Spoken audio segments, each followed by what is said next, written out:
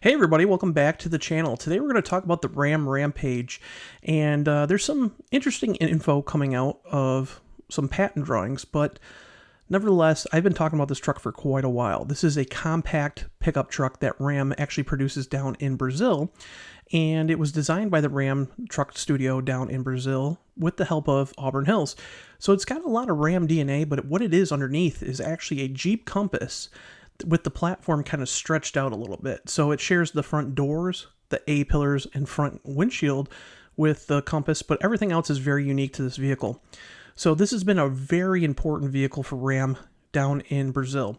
They launched it almost 2 years ago now, and sales have been really good with it. They've sold just about over 20,000 units, which doesn't sound like a lot, but for Ram in Brazil, that's pretty good. Ram is considered one of the most popular premium brands in Brazil, kind of like how Maserati is here. Ram is considered down there like that because South America really doesn't have a lot of money. So the people that buy these trucks are usually in the agricultural business, farmers and stuff like that. So these trucks do have a premium price. Now, this truck competes directly with the Ford Maverick, which actually, if you look at the dimensions, they're almost identical. I think the Rampage is like 3/10 of an inch longer than the Maverick, but for actual size comparison, it's very, very close. The thing is, I've been talking for a long time about why they can't, they should bring this thing here. There's no reason why they can't. They do have to have some changes to it, meaning the truck down there is a premium vehicle. So if you put it in the market here, like this Rebel model here, if you actually took what this truck would cost and convert it into, USD, it would be approximately about, high 40s for $40,000. And obviously Tim Kuniskis is making, a lot of headlines saying that he wants a sub $50,000 Ram 1500 lineup. So to me, it would just compete with the Ram 1500 in the price range, and people would rather have a full-size pickup. So yeah, I mean, it's kind of in that iffy spot where if they brought it here, they would have to cheapen it up. It's got a way more premium interior than the Maverick does. And then the Maverick's actually upgraded quite a bit for 2025, but this has a very premium look compared to the Maverick. Everything's soft touch materials. You can see this is an RT model. It has suede on the dash. Obviously it's got a nice Uconnect system. Now Maverick did get an upgrade in tech for 2025, but it also got an upgrade in price. If we look at the Maverick's actual website here, it now starts at $26,995 before destination. So it's basically gone up about $3,000 since it made its debut. But again, the Maverick has been a key component in Ford's pickup truck lineup. The thing is the Maverick's actually outselling the Ranger about 5-1 if you actually look at the sales numbers. So it's showing that this market for little compact pickups is like a booming market.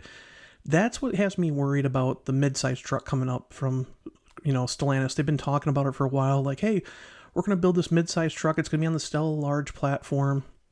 I just think that truck's going to be too competitive with the Ram 1500, kind of like how the old Dakota was, and how it kind of forced the old Dakota out of the segment because people weren't buying them because they'd rather have a Ram 1500 with the prices. So, and the other thing with the, let me go on another thing about the midsize truck. The other thing is the midsize truck won't be out until 2028. So that's another concern because in 2028, basically all the pickups that are out right now, like Ford has already announced by 2028, they're going to have a Ford Ranger hybrid, or not hybrid, I'm sorry, all electric model. Nissan is having a Frontier hybrid, which they showed off at the Shanghai Auto Show this past week. And, we're going to probably see new versions of the Colorado and Canyon from GM. There's just a lot of things going on. And having this midsize truck come out so late, it's going to be dead in the midst of this whole, basically refresh or updated, midsize truck lineups of all the other automakers. So it might be white noise. Where I think if the Rampage came to market, this is where it's going to be key because there's only two competitors in this segment. There's the Ford Maverick and the Hyundai Santa Cruz, and both are doing pretty dang well in the North American market. So with that being said, I always thought hey, the Rampage should be coming here. So a couple of weeks ago, we're going to get kind of sidetracked for a second, but a couple of weeks ago, I posted this article on Mopar Insiders. This was the Jeep Avenger. Now, the Jeep Avenger is sold in pretty much, it's starting to be sold all the way like globally. It's just reached Australia. It's in Japan now, Korea, but it's launched in Europe, and it's been a huge, huge seller for Jeep over in Europe. It's actually outsold the whole entire Alfa Romeo brand globally just in the European market. So they have been actually talking about bringing like the Jeep Avenger to North America, but mainly Canada. And the problem with bringing the Jeep Avenger here is the cost, because over in Europe, if you look at what it cost over there for the 4xe 4x4 model, which is a hybrid, it's about high 30s, and it's a small B segment vehicle. It's actually slightly smaller than the Renegade.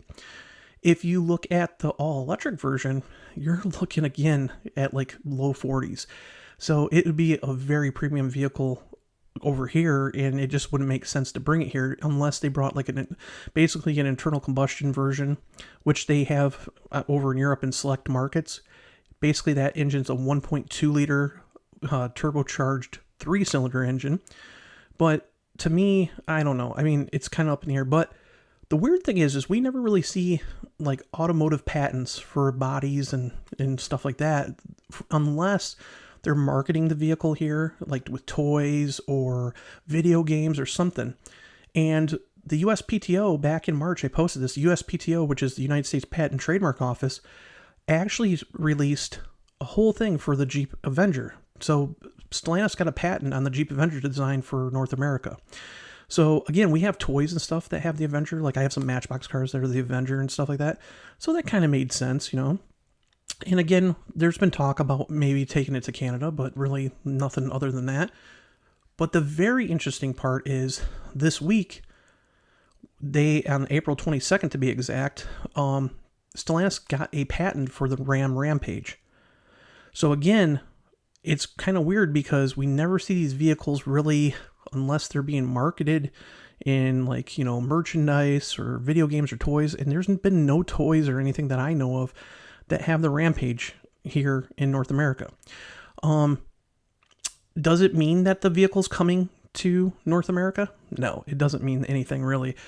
I think it would be a great vehicle. I just think they need to cheapen it up. But it was kind of interesting to see that they had the patents go through. Now, these patent drawings were filed on March 16th, 2023. And they didn't get basically a patent agreement until the 22nd of this year. So it does take a while for them to actually issue a patent. So this has been on their minds for a while. But nonetheless, I mean, if you live in Metro Detroit, you probably have seen a couple of Rampages running around. I know ZF actually has a couple of them testing on the major highways here because they have a 9-speed ZF automatic transmission in them. So, I mean, it makes sense that we would see them here in Detroit testing, but there really hasn't been anything said about the actual Rampage coming to North America. Now, in the South American market, they've actually expanded the Rampage lineup. So now the cheapest model you can get is actually a Bighorn, and it only comes with it's an all-new 2.2 liter turbo diesel. And you can see that, that's the starting lineup, and then it goes to a Rampage turbo diesel, which obviously that turbo diesel wouldn't be here in the United States. Instead, we would get the gasoline engine, which is this one here. This is the 2-liter turbocharged Hurricane 4 engine that basically is called the GME T4 engine. That's in a number of Stellantis products. That is in the Alfa Romeo Giulia, Alfa Romeo Stelvio, Jeep Wrangler, Jeep Grand Cherokee, Dodge Hornet, Alfa Romeo Tonale. There's a ton of vehicles that have this engine in it already, and it's built here in the States. So it would be great to see this truck actually come. They have not just the Rebel, they also have a Rampage Laramie truck. So that's kind of like their premium offering. And then for those who want more of a sporty truck, they have the Rampage RT. So again, you're looking at some big money. You're looking at over $50K for one of these trucks.